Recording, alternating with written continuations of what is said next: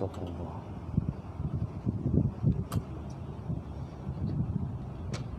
Bismillah, bismillah.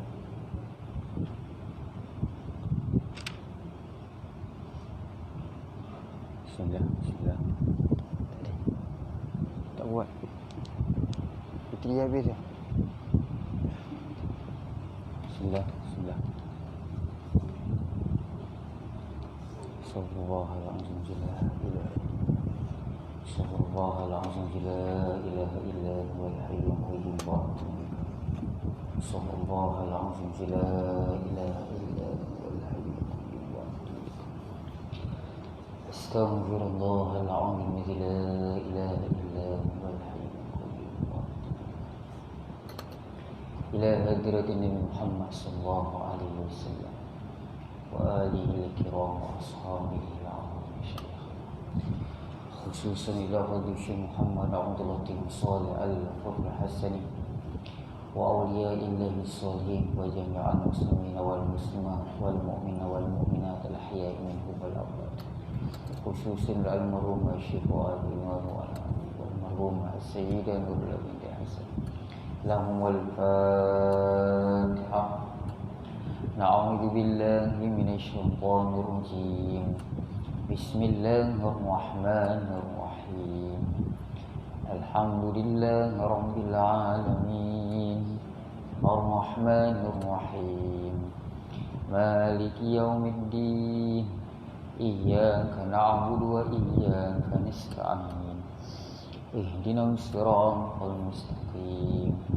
Siratal ladzina an'amta 'alaihim ghairil maghdubi 'alaihim waladdallin. Bismillahirrahmanirrahim. Alhamdulillahirabbil alamin. Wassalatu wassalamu ala asyrafil anbiya'i wal mursalin wa ala alihi wa sahbihi ajma'in.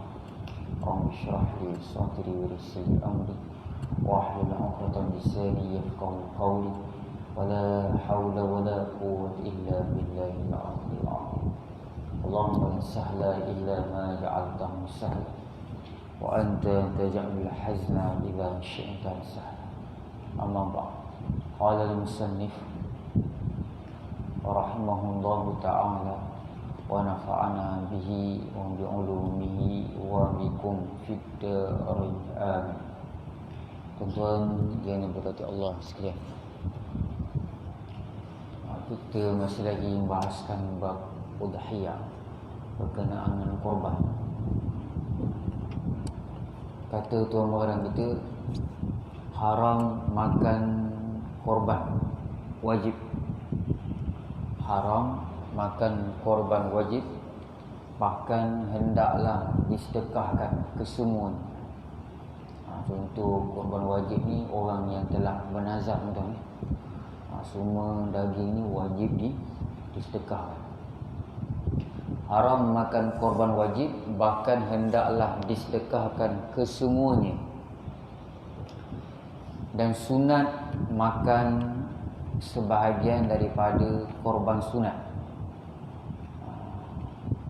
Sunat makan sebahagian daripada korban sunat, manakala yang baki ini disedekahkan mentah-mentah kepada fakir miskin.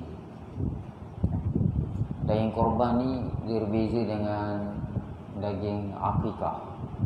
Kalau korban disunatkan kita bagi sedekahkan dalam keadaan mentah. Kalau akikah ni disunatkan kita masak terlebih dahulu. Masak tu dalam keadaan, nanti kita akan bahas di bawah, ada tuan-tuan jumpa ya. Akikah ni disunatkan masak dalam keadaan manis. Dalam keadaan manis. Dan kita masak pedas. Akikah disunatkan kita masak masakan yang manis. Contohnya daging masak kicap ke, yang manis lah. Supaya apa? Supaya mudah-mudahan anak yang lahir itu dia punya perangai dia perangai yang elok, manis juga. Itu dia punya ada sempurna tuan. ada nyatakan di bawah, nanti kita akan jumpa. Itu beza daging korban dengan daging akikah. Daging korban sunat kita sedekah dalam keadaan mentah. Daging akikah disunatkan kita sedekah dalam keadaan kita masak terlebih dahulu. Masakan tu masakan yang manis. Jangan kita masak yang pedas ke apa. Dan sunat makan sebahagian daripada korban sunat. Orang yang dikatakan korban sunat, dia memang dah niat nak korban macam tu, bukan hazard. Maka sunat makan sebahagian daripada korban sunat, manakala bakinya disedekahkan mentah-mentah kepada fakir miskin. Sedekah kepada fakir miskin. Kalau nak bagi orang kaya boleh ke tidak?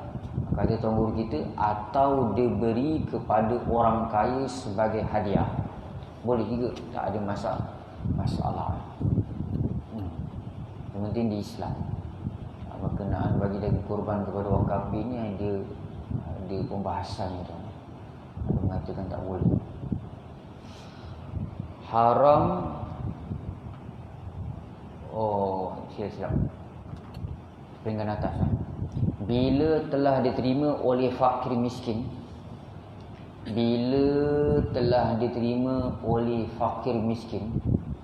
kita buat korban, lepas tu daging tu kita bagi pada fakir miskin. Bila telah diterima oleh fakir miskin, jadilah daging itu hak miliknya. Kita dah bagi pada dia, milik dia lah. Boleh tak dia jual daging tu? Ia boleh buat sesuka hatinya, sama ada hendak makan sendiri, dia sendiri nak makan daging tu, atau dia beri orang, dia dapat daging tu, dia sedekah pada orang lain pula, boleh, tak ada masalah. Diberi orang atau dijual. Fakir miskin tu dapat daging korban, lepas tu dijual kepada orang lain, boleh, tak ada masalah. Sebab apa? Daging tu dah jadi hak milik dia. Atau dijual, atau sebagainya. Orang yang punya korban tidak ada hak, atau sebagainya. Nota. Kalau tidak lagi tak ada nota pun, tuan-tuan letak nota. Atau sebagainya. Nota, ayat baru. Orang yang punya korban tidak ada hak meletakkan syarat apa-apa kepada fakir miskin itu. Tak boleh kita kata pada fakir miskin, orang miskin tu, sebelum kita beli pada dia, ni saya bagi daging ni untuk tuan, tapi saya tak benarkan tuan jual. Saya tak benarkan orang yang bagi korban tu, dia cakap pada fakir miskin, saya bagi daging pada kamu, tapi dengan syarat kamu makan untuk diri kamu, jangan jual. Tak boleh. Dia bagi pada fakir miskin, lepas tu fakir miskin tu jual, maka jual beli dia tak ada masalah tu, sah. Sebab apa? Hak dia.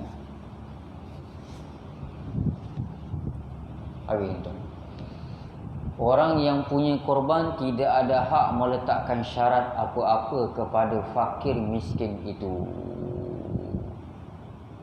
Begitu. Haram dijual korban oleh yang empunyanya. Haram dijual korban.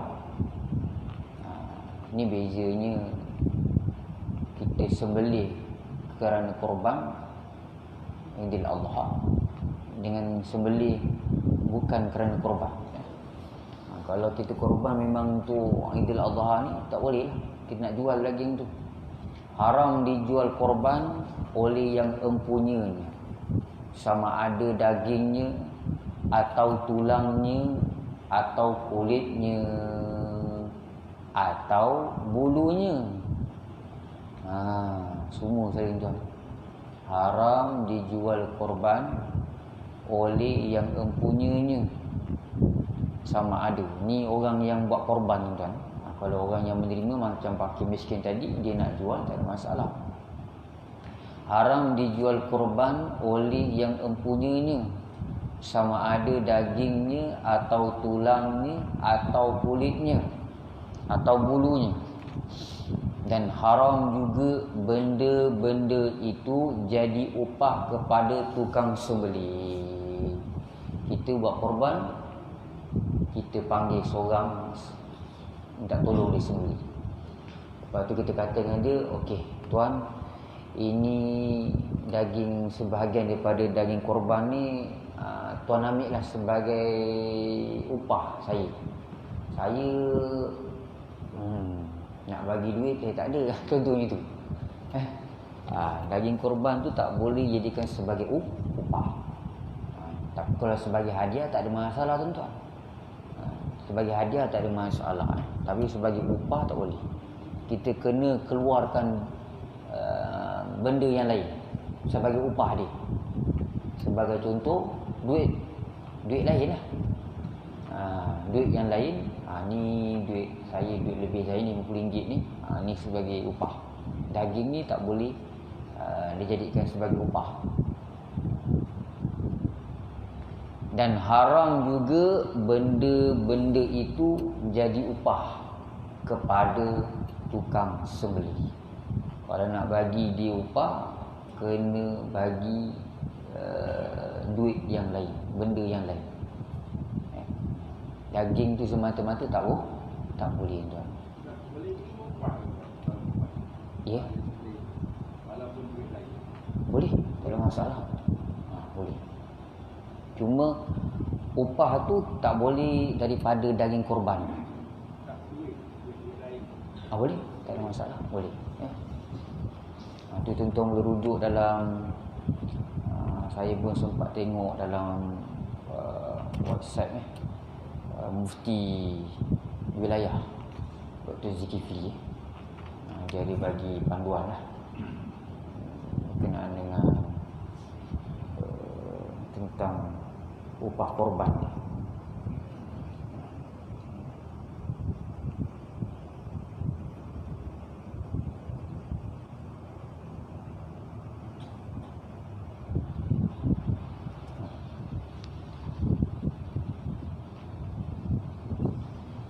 Tuan-tuan boleh tengoklah dalam website Pejabat Mufti Wilayah, Irsyad Al-Fatwa Haji dan Korban siri yang ke-16.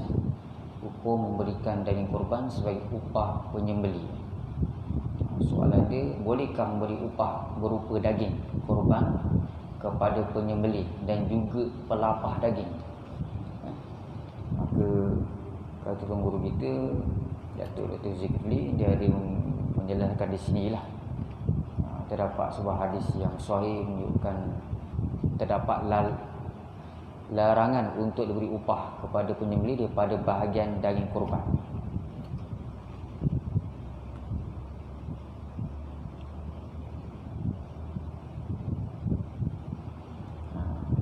Kata tuan guru kita dalam WhatsApp ni, berdasarkan perbincangan di atas dengan melihat kepada dalil dan juga pendapat para ulama mengenainya, maka kami katakan di sini bahawa tidak dibolehkan untuk memberi upah berupa bahagian korban kepada tukang sembelih.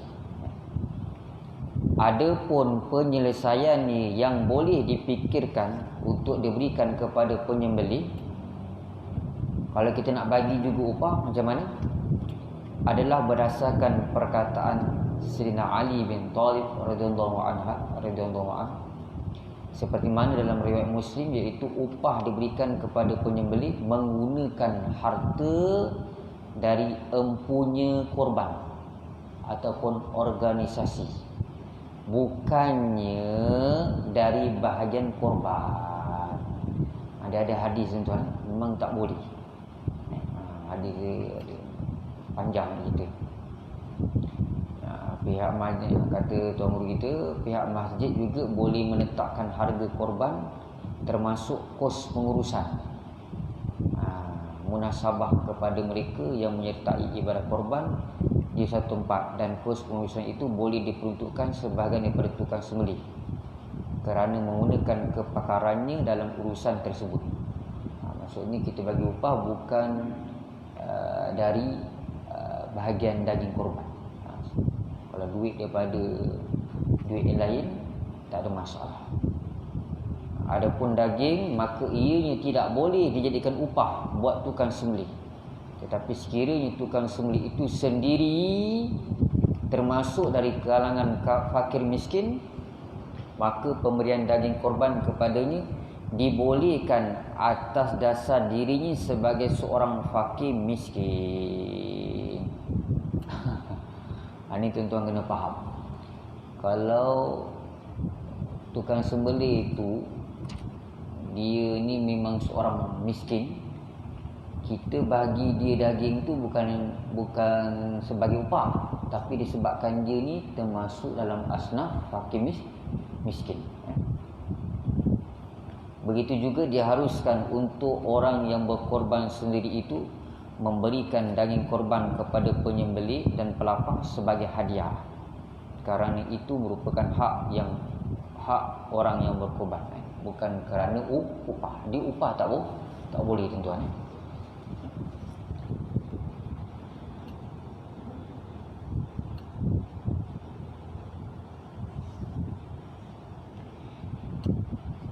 Kata tuan guru kita lagi dalam kitab ni, tengok balik dalam kitab, tiada sah diperbuat korban bagi orang yang hidup melainkan dengan izinnya, kecuali bapa atau datuk.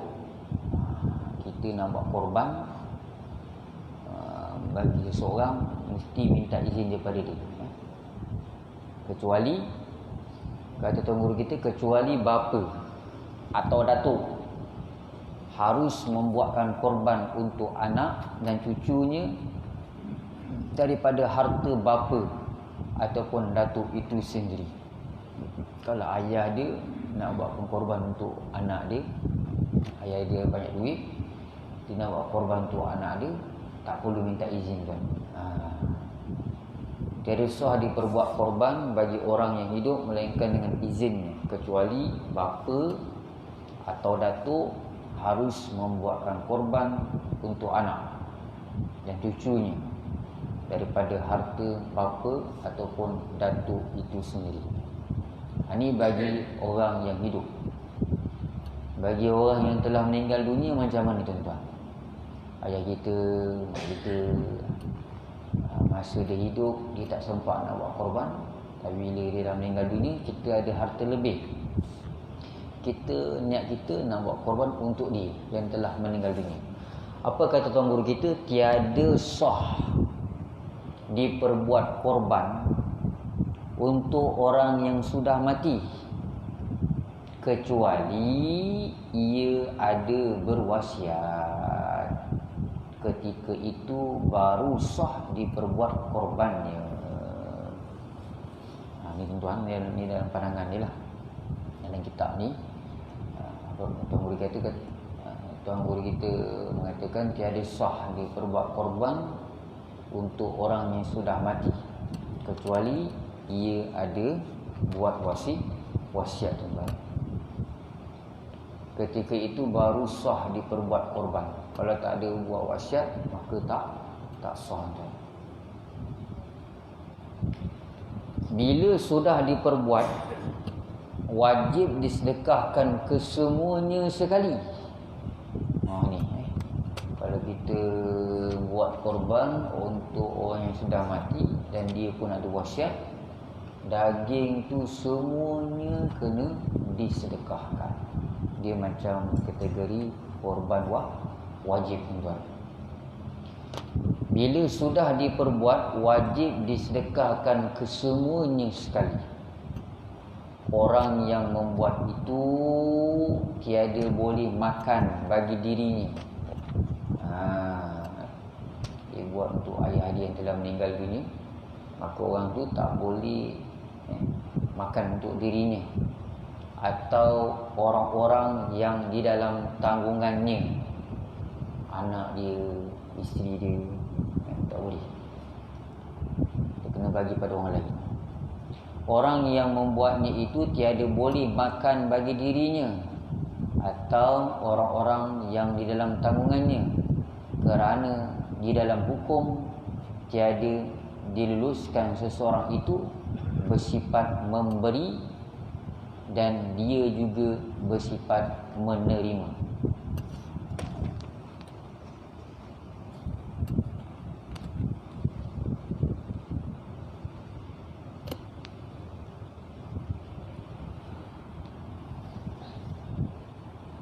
Orang yang membuat itu tiada boleh makan bagi dirinya atau orang-orang yang di dalam tanggungannya, kerana di dalam hukum tiada diluluskan seseorang itu bersifat memberi dan dia juga bersifat menerima. Dia memberi dan dia juga menerima. Tak boleh tu. Dia mesti salah satu. Dia mesti salah satu. Kita ni penerima ke ataupun pemberi. Dia tak boleh kitalah yang memberi dan kita juga yang menerima. Itu kata tuan guru kita. Habis tuan-tuan, ini berkenaan dengan korban tuan-tuan. Ada apa-apa soalan tuan-tuan nak tanya berkenaan korban? Ya.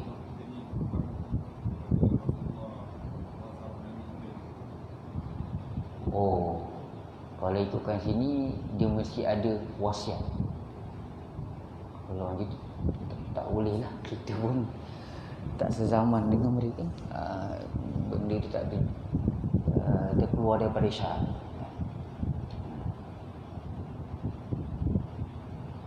Ada soalan ini tuan. Orang yang telah meninggal dunia ni mesti ada wasiat tuan.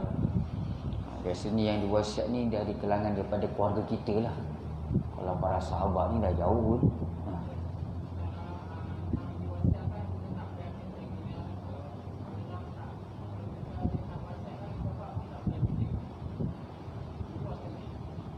Kalau dia dia buat korban, untuk orang, niat dia untuk yang telah meninggal dunia.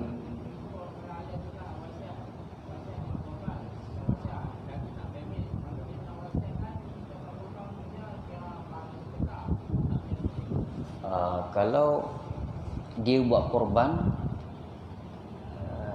dia buat korban juga, tapi orang yang telah meninggal dunia itu tak ada wasiat, maka dia tidak dinamakan korban. Jadikan sedekah biasalah. Boleh, tak ada masalah.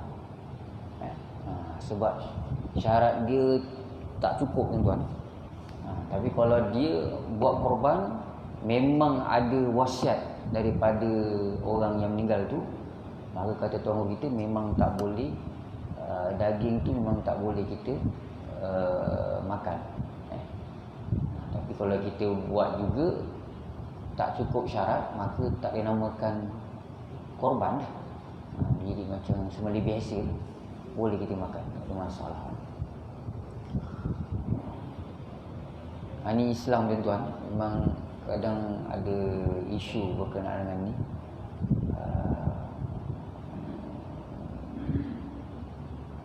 Memang kita dalam Islam ni, kalau macam lembu ni memang kita sembelih, bukan Islam ni zalim. Tu yang ada dalam apa, dalam guru WhatsApp tu. Baru juga satu pandangan daripada orang kafir sendiri, berkenaan orang yang bukan Islam tak setuju dengan Islam. Orang kafir tidak setuju dengan Islam. Dia kata mengapa perlu disembelih binatang-binatang. Itu yang seorang siapa nama, orang putih. Jadi KFC itu boleh jual daging, boleh jual. McDonald pun dia boleh jual daging, buat burger pun. Ini orang Islam kan, dia korban, lepas tu dia bagi pada fakir miskin. Takkan benda ni salah? Betul juga kan cakap. Kalau segi kita nak berdebat lagi hukum akal tuan, Kita tidak zalim. Islam tidak zalim. Islam tidak zalim. Memang Allah ciptakan binatang ni untuk dimakan. Binatang-binatang yang dibolehkan lah. Ada juga binatang-binatang yang tidak dibolehkan kita makan. Sebab mengapa? Ada hikmahnya. Hikmahnya Allah nak uji kita. Kita ni betul mentaati perintah Allah ataupun tidak. Yang keduanya, ada binatang yang Islam tak benarkan kita makan, disebabkan binatang tu sendiri pun mempunyai mudarat. Contohnya khinzir, babi. Memang tak boleh kita nak makan. Yang pertama, mengikut apa yang Allah suruhan daripada Allah. Yang keduanya, binatang tu sendiri pun macam babi ni pun dia tak apa hilang, dia mempunyai mudarat. Katanya dalam babi ni, kalau ikutkan kajian, dia ada cacing. Cacing ni dia memang tak boleh nak mati. Kalau kita makan tu boleh jadi mudarat. Tu bila nanti tanda-tanda hari kiamat, tuan-tuan, turunnya Nabi Isa. Tugas Nabi Isa ni di antaranya membunuh semua babi-babi di dunia. Habis, tuan-tuan. Ada soalan lain, tuan-tuan? Ya.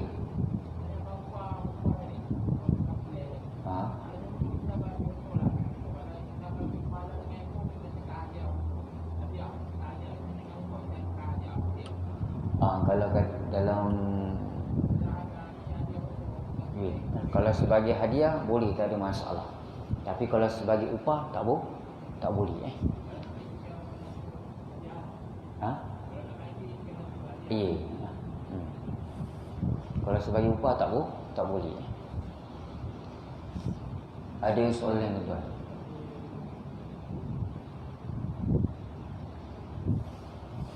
Yang serunya tajuk bab yang baru, tuan, berkenaan dengan akikah. Korban ni, dan tadi korban dibuat pada hari yang tertentu, itu pada hari raya Aidil-Adha dengan hari Tasyrik Ba'i. Akikah ni bila-bila masa boleh buat. Bila-bila masa boleh buat. Tapi yang sunatnya pada hari yang ke-7 setelah bayi itu dilahirkan. Hari yang ke-7. Kalau bayi itu lahir hari ni lepas asar, walaupun dia lahir lepas asar, maghrib kan dia kira 1 hari. Walaupun masa tu pendek, dia kira 1 hari. Maksud hari ni 1 hari, maghrib kan 1 hari, besok kan 2 hari. Hakikah dia tak ada had masa. Kita dah tua pun boleh buat akikah. Ustaz, saya dah tua dah, Ustaz, tapi tak pernah buat akikah. Saya ada harta yang lebih, saya nak buat akikah untuk diri saya. Boleh, tak ada masalah. Tapi afdalnya pada hari yang ke-7. Hari yang ke-7 sunat kita beri nama, tuan-tuan. Beri nama yang baik-baiklah. Kalau anak kita lelaki, jangan lupa letak pangkal daripada nama tu Muhammad ataupun Ahmad. Itu di antara nama baginda Rasulullah SAW. Ada keberkatan kita meletakkan nama Muhammad ataupun Ahmad. Kalau tuan-tuan ada nama pangkal Muhammad, alhamdulillah. Kalau saya tak ada, tuan-tuan, Zaharuddin bin Umar. Saya sangka baiklah dengan ibu bapa saya, mungkin terlupa ke apa. Tapi kalau tuan-tuan yang belum dapat anak lagi dan akan ataupun yang akan dapat anak, jangan lupa letak anak kita kalau yang lelaki letak nama Muhammad ataupun Ahmad. Kalau kita tengok ulama-ulama yang hebat seperti Imam Syafi'i, imam-imam yang lain, nama mereka ni Muhammad depannya. Muhammad bin Muhammad. Ada seorang tokoh ulama tajwid, ulama qiraat, Imam Ibn Al-Jazari. Imam Ibn Al-Jazari. Nama sebenar dia Muhammad bin Muhammad bin Muhammad. Rasa saya Imam Syafi'i pun nama Muhammad bin Muhammad. Nama dia Muhammad, nama Pak Muhammad, nama datuk pun Muhammad juga. Tak saya lah pada Imam Syafi'i. Kalau ditanya mengapa ulama-ulama terdahulu mereka suka meletakkan nama Muhammad ataupun Ahmad di pangkal nama anak-anak mereka, disebabkan apa tuan? Disebabkan kecintaan mereka terlalu tinggi kepada baginda Rasulullah SAW. Ini tuan-tuan kena mencontohi orang yang hebat, kita contohilah orang yang baik, orang yang soleh. Allah pilih dia menjadi orang yang hebat, Allah pilih dia menjadi seorang wali kekasih Allah, kita kena kita mesti contohi. Kalau yang perempuan ikut macam Arab. Arab ni tuan-tuan, nama anak dia yang perempuan ni, setahu saya lah, nama dia ringkas. Macam nama isteri baginda Rasulullah SAW, Siti Khadijah, Aisyah, Sofia, Ruqayyah, nama dia ringkas. Tapi kalau kita tengok pada hari ini, nama-nama anak pun kahwin panjang lagi. Tak muat IC je. Yang gabung pun ada. Yang gabung nama isteri, nama suami isteri, gabung nama atuk isteri. Pelik-pelik nama. Tu kalau boleh, kalau kita nak namakan anak kita, jumpa orang alim, jumpa tuan guru kita, orang syekh kita, ustaz kita yang hafal Quran, yang memang alim dalam ilmu agama ni, jumpa dia. Tuan Syekh, saya alhamdulillah baru dapat anak ni, nak minta tolong Tuan Syekh, Tuan Guru, namakan anak saya. Anak saya ni dia lelaki. Itu yang sebaiknya tuan-tuan. Sebab kadang-kadang nama yang diberi itu kadang-kadang tak ada makna. Kadang-kadang maknanya tak sesuai. Ini siapa nama? Muhammad Jan. Ada sini nama Muhammad Jan. Haji Zubair, Muhammad Jan. Dah bagus nama Muhammad tu. Tapi Jan pula letak. Tuan-tuan tahu apa maksud Jan? Apa? Jan ni bapa jin tuan-tuan. Muhammad bapa jin. Kan tak kena tu. Ni siapa nama ni? Muhammad Hanafiyah. Dengar macam sedap tu, Muhammad Hanafiyah. Tuan-tuan tahu apa maksud Hanafiyah?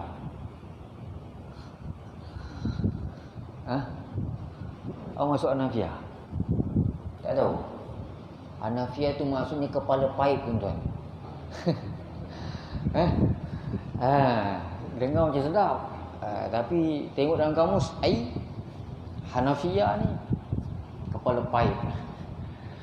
Tu kena jumpa orang alim. Kadang-kadang tengok kamus, kadang kamus ni pun masalah juga.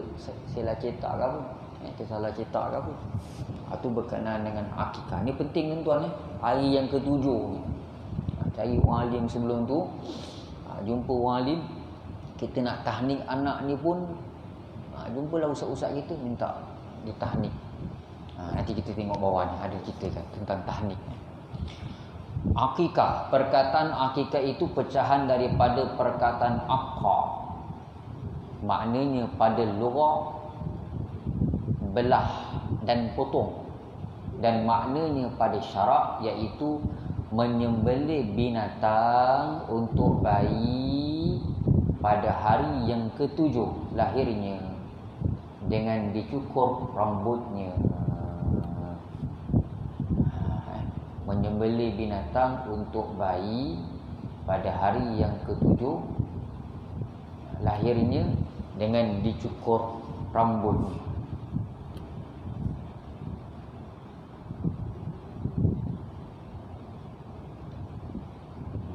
Menyembelih binatang untuk bayi pada hari yang ketujuh lahirnya dengan dicukur rambutnya. Rambut tu botak kan tuan-tuan? Rambut tu botak kan? Kena tanyalah orang yang pengalaman macam mana cara nak botakkan kepala rambut bayi tu. Kadang isteri tu dia takut nak botakkan. Kena tanyalah macam mana cara, ada cara tuan. Waktunya ialah sebaik selesai bayi itu keluar daripada perut ibunya.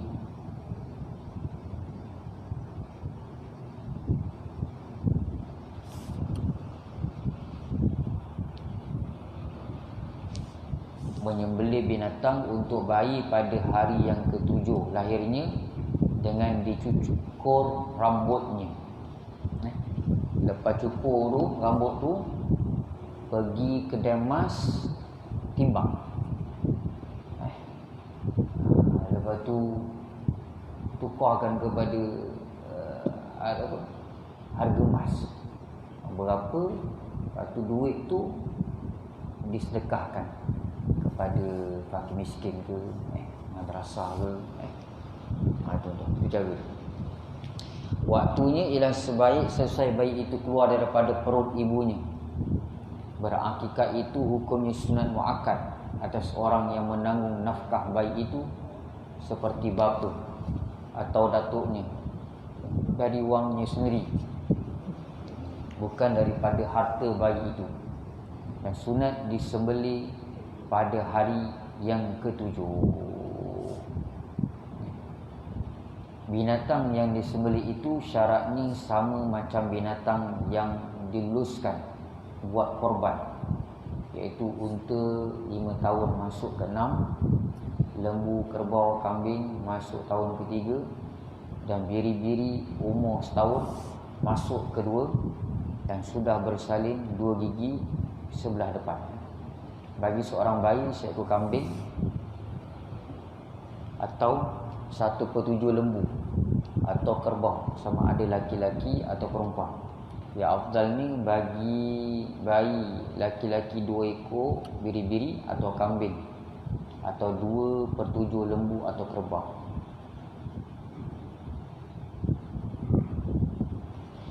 Berkekalan sunat akikah itu hingga kanak-kanak itu balik. Ketika itu gugurlah tuntutan atas ibu bapa dan datuk. Berkekalan sunat akikah itu hingga kanak-kanak itu balik. Ketika itu gugurlah tuntutan atas ibu bapa dan datuk.